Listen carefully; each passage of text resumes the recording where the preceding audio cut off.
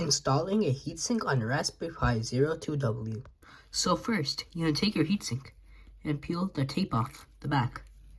Then second of all, you want to carefully align your heatsink with the CPU.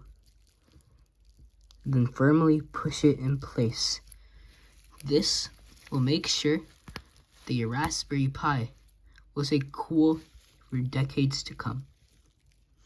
But for higher